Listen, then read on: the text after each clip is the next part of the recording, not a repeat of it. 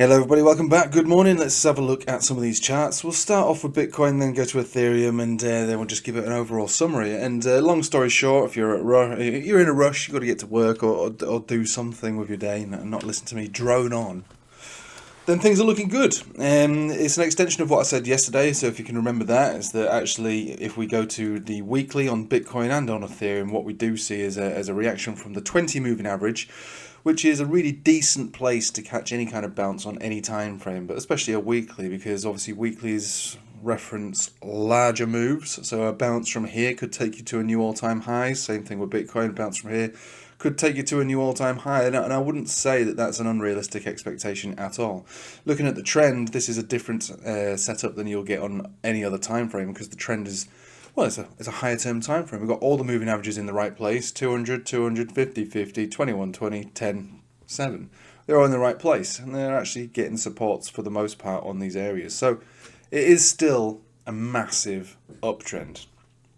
The momentum is what is lacking, if anything, but it is only a weekly, so with that comes a bit of a lagging response to any kind of momentum. But if you were to look at this, you'd say, well, I don't see any kind of move taking place at the moment. It's still a red candle. Looks at this moment like it wants to close red.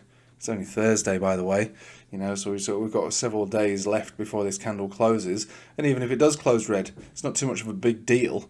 All we're looking for would be to buy the dip either here or ideally back down here. If we do move down to 61,400 or 500, really good buy the dip opportunity, which is why I keep saying dollar cost average in this period. This is the period of dollar cost average. This is the build your portfolio time. This is it. This is the time to do it.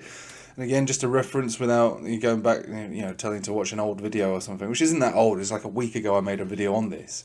This is your total 2, right? Excluding Bitcoin, total market cap excluding Bitcoin. This is the fractal of the last bear market into bull market and right to the bubble pop. And this is obviously price action at the moment. And even though it's not perfect, which it certainly isn't perfect, when we're looking at the general moves, generally, it's quite close to a carbon copy of the previous cycle. Peak, low, up, down, up, consolidation, up again, consolidation, parabolic, pop.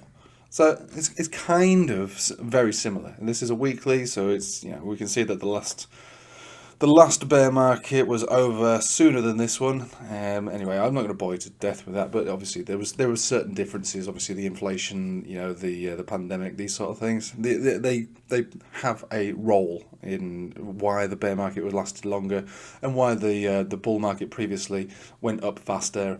So blah blah blah. But what we're looking at now is price action respecting this 20 weekly, which again is. The odds are in favour of a bounce on any Bollinger Band, whether it's a 5-minute, a 15-minute, an hourly, a 4-hourly, a daily, a weekly, a monthly, or whatever. That is that is exactly where you'd expect to see a bounce and hope for a bounce that reverses. And again, 65% chance of it bouncing from here. So the odds are in favour of this actually forming a recovery. If it loses here, the 21 exponential offers the same statistical likelihood because this is a volatile asset. 21 exponential acts in the same way as a Bollinger Band center. That's why I have them both in here. And we saw the reaction from this. Perfect kiss on the cheek from massive reaction. We're getting a decent reaction from it here. So this is a higher low. And it looks good. And Ethereum is doing exactly the same thing. Slightly more messy on the previous pullback, but it's doing exactly the same thing. So let's bring it down to the shorter term time frames and we can think about what this might mean. So yesterday we were looking at Ethereum and saying, well, actually Ethereum has got a better chart on the shorter term time frames. Take that as it is, it is what it is. And at the moment we're above almost all moving averages. There's only this 200 simple moving average on the 4-hour that we need to clear above. If we carry on like this and break above the cloud or get above 3,670, we just need to get this cheeky span above the cloud. We've made a positive cross on the conversion baseline. We are forming a leading green portion of the cloud, and obviously the price would be above the cloud. So that's the 4 components to a pump signal that would be generated on a 4-hourly, and that would take you to the next area of resistance. This looks like the most obvious place, which is only 3,680.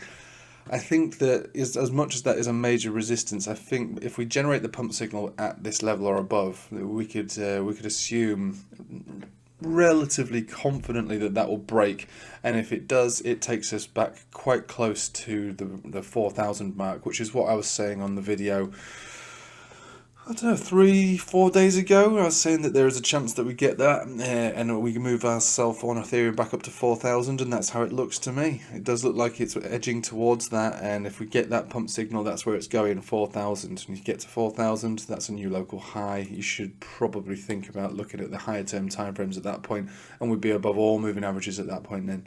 And we'd be looking to see this continue in the form of this major uptrend. Now, on a fundamental level, there is a reason that Ethereum is looking better now than it was a few days ago. Not just the fact that it was bouncing from that 20 weekly, but also because the SEC decided to not pursue the case on them anymore. So I'm not saying that they're in the clear. The SEC could just turn around and say, only joking, we'll do what we want when we want. But at the moment, that's what they've said.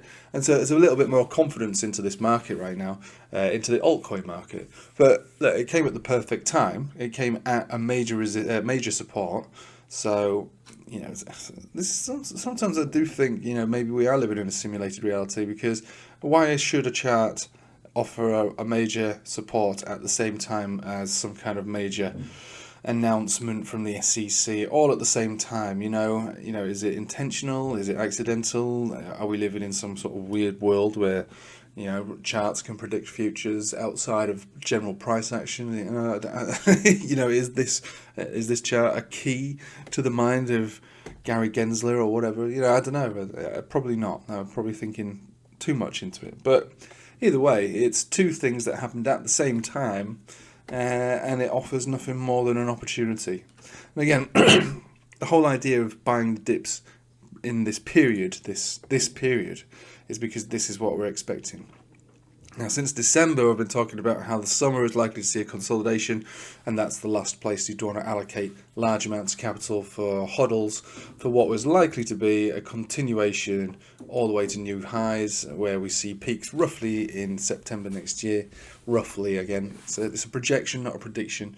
I'm not saying you're going to make 450%. You could make a lot more, you could make a lot less, you might not make anything at all, but the projection is this. Meaning that we have this period in the summer. It could end now, it could continue through to August, maybe later, but this is the time to allocate through this period and recognize that you don't know where the bottoms are, but you have an idea that the bottoms will form throughout this summer, and the risk to reward is still really good, even if you buy now and lose 30% in the short term in the form of a spot position. Because hundreds of percent should follow that dip. So you buy some now, some later, each dip that you go by. Over the last month now, so it has been going on for about 4 weeks for me, I've been dollar cost averaging into certain coins. I've been, everybody kind of knows this, but since about September, I entered into altcoins massively in October, started exiting those altcoins from December through to March and April, and I started allocating again, like I say, 4 weeks ago.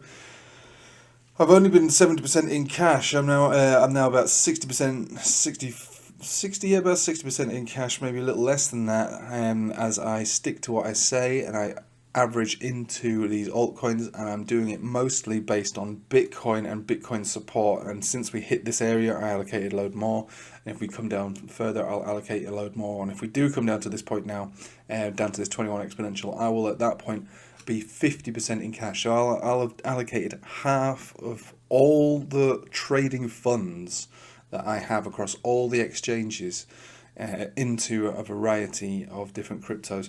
And those are close. I would probably go as far as to say that they're not quite hodls, but they'll be a longer term position. Not looking to get out on the first rip, not looking to get out until probably quite close towards the end. Because I keep saying that hodling is one of the better strategies, especially if you're not, if you don't have the time, ability, understanding of how to trade.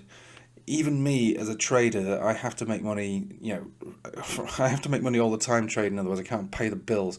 I have to trade, I have to make sure that I'm always taking cash out so I can pay for everything. That's the difference of trading.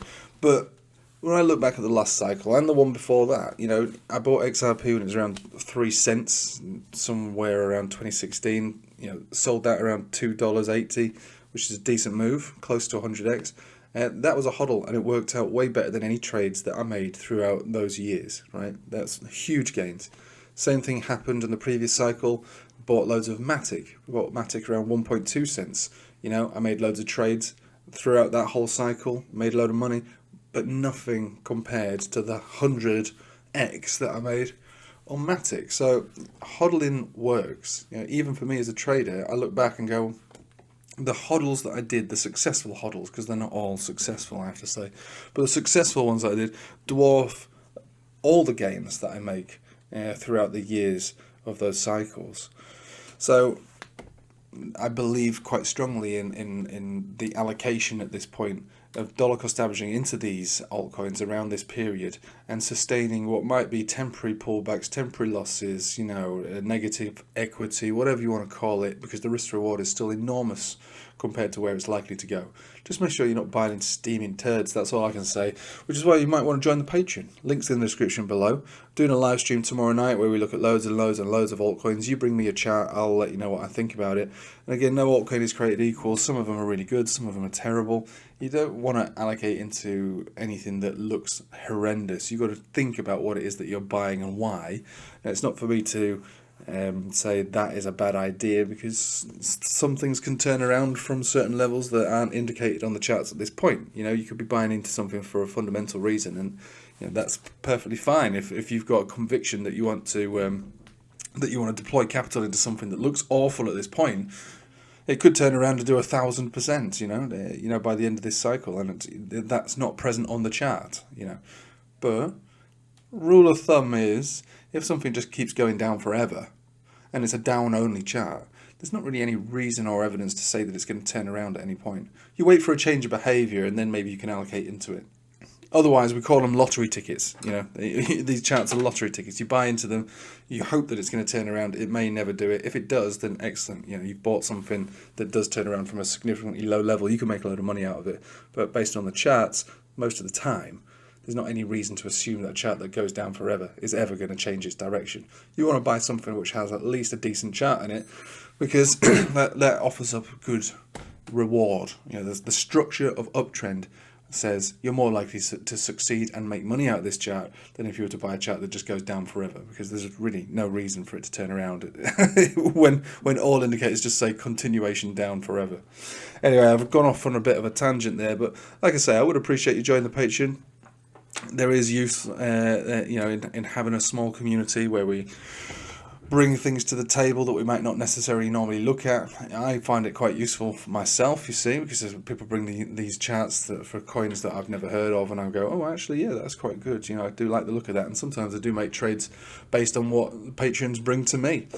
Anyway, long story short, the charts on the shorter term time frames are starting to look a little bit better, especially one called Ethereum, which is definitely good for altcoins, which is very reassuring, because that's the only thing I've been buying these last 4 weeks, which until a couple of days ago has been relatively depressing. I've just got to think about what it is that I'm doing and remind myself I have a plan. I'm married to that conviction. I have no reason to doubt that it's going to be a copy of the previous cycle. It looks exactly like the previous cycle, you know, more or less.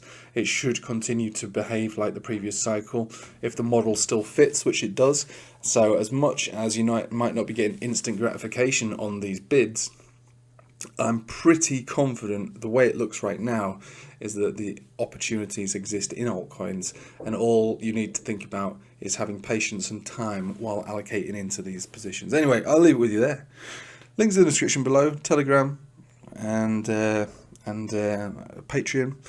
And other than that, I hope you have a nice day. Take it easy.